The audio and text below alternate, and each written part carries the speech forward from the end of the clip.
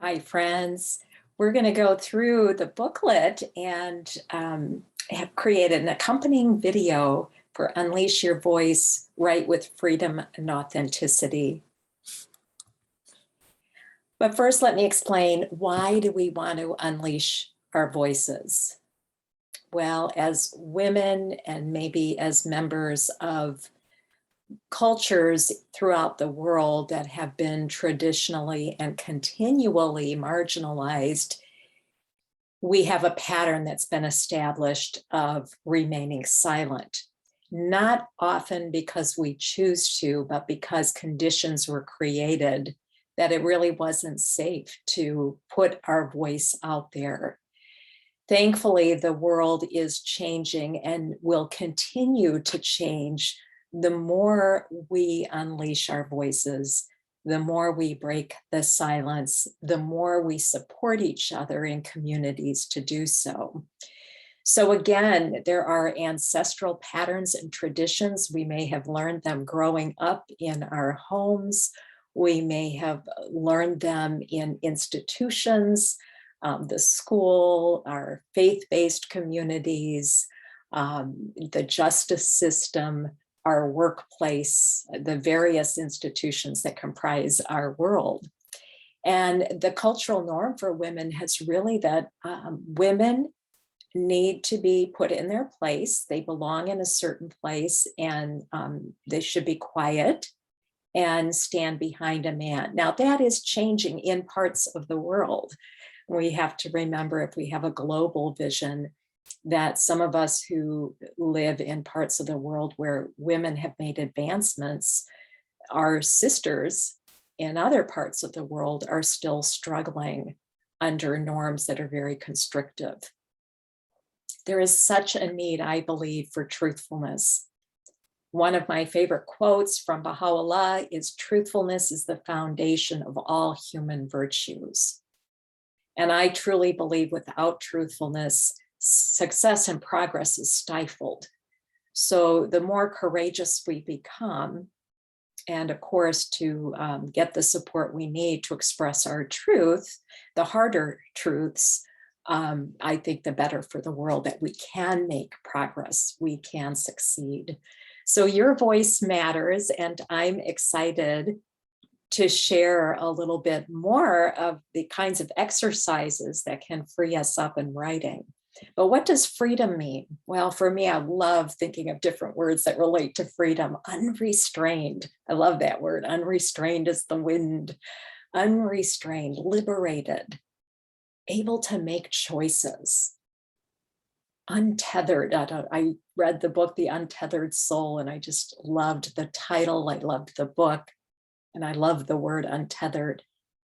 And I do think freedom means responsibility, that we can be very responsible, respectful, just with the freedoms that we do have.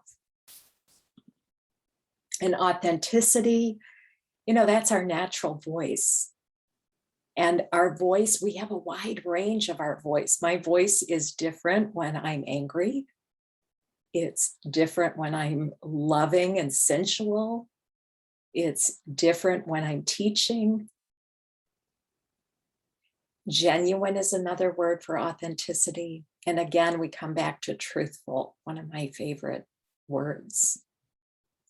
So in the free booklet you've received to help you free up your voice, there are wonderful exercises that have helped my students over the years, my clients over the years, and myself. And I will tell you a story to let you know that I have not always been one that I expressed my truth or my voice. Some of you know my story, that I grew up in a home where unfortunately my father had serious mental illness.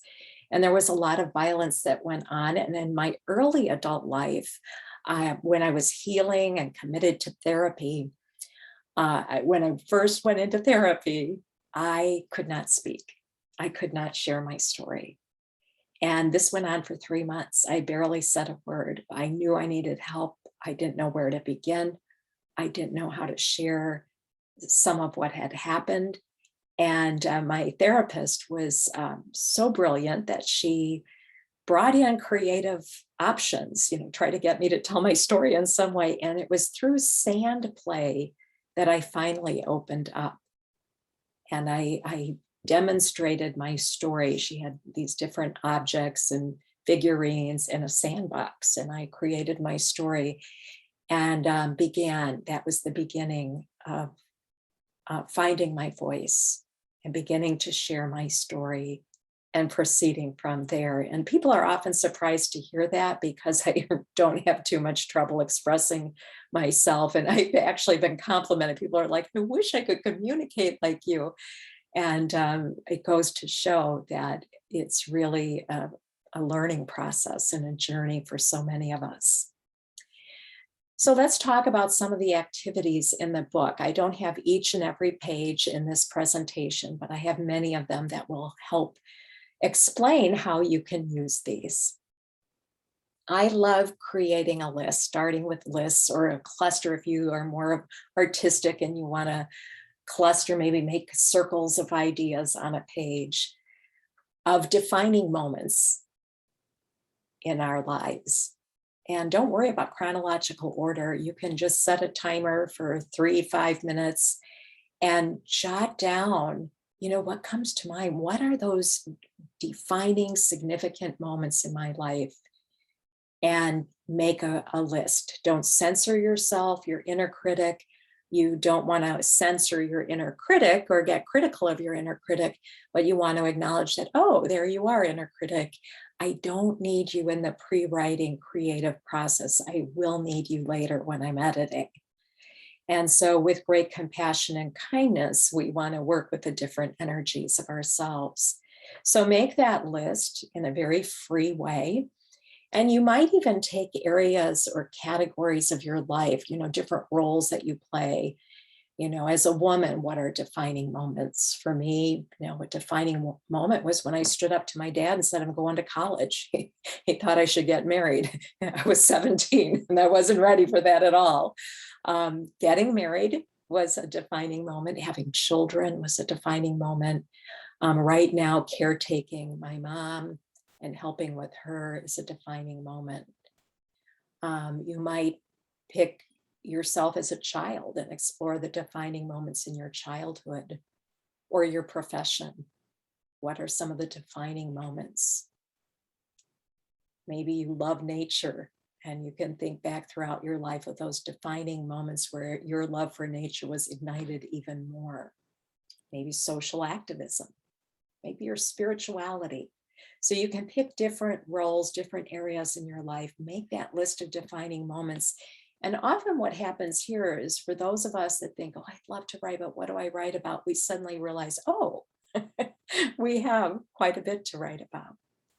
And significant events is very similar to the previous exercise, but these might be more turning points where you just really life changed as you know it.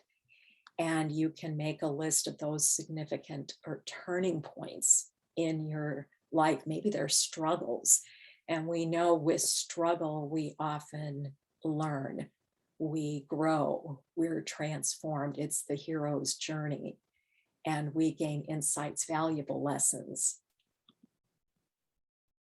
Free writing is just a lovely way to unleash our voice. Many of us have been taught to create outlines, make that 5-paragraph theme. And, you can't write a book unless you outline it. And while there's great value to outlines, and in some of the programs I offer, I talk about unique ways to create a tentative, a working outline that can serve you to get launched into your project and have a container. Free writing is really important to liberate our voices. And that again is taking the inner critic out, letting your soul soar, letting the words tumble onto the page one into another, not worrying about grammar or spelling, just sharing, soaring like that bird, letting go, flying, and releasing your thoughts onto the page.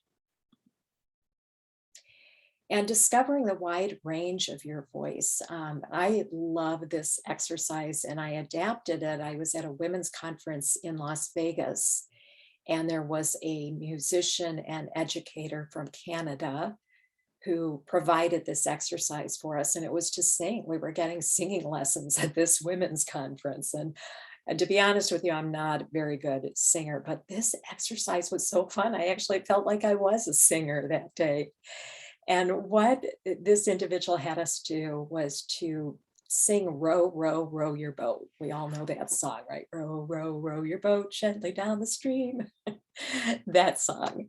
And to take on a role, to do it as a victim and bring that energy of singing that song as a victim. And then doing it as a lover and singing the same song with the energy of a lover. And then a warrior. And then a musician.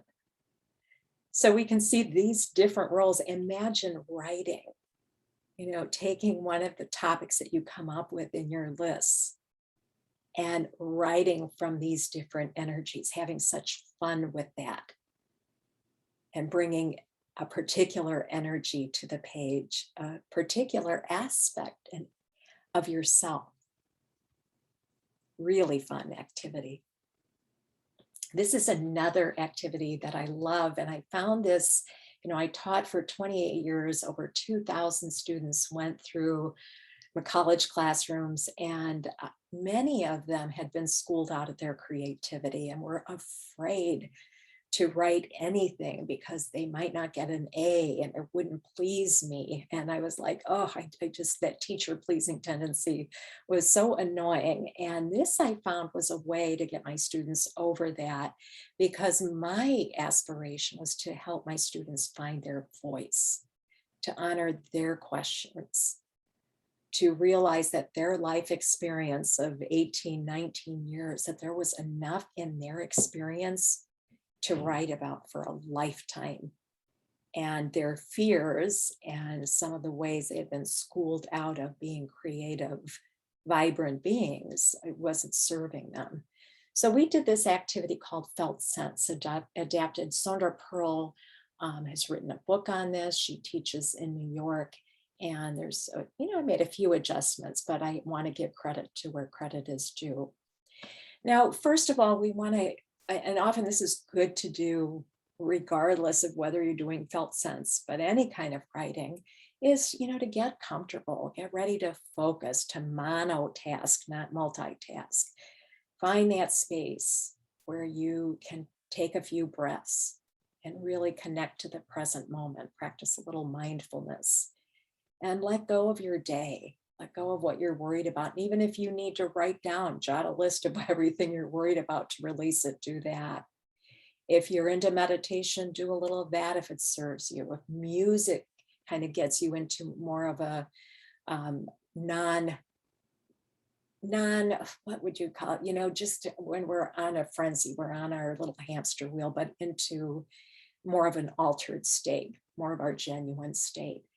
And then when you get there, make a list of topics that your intuition is, asking you to write about.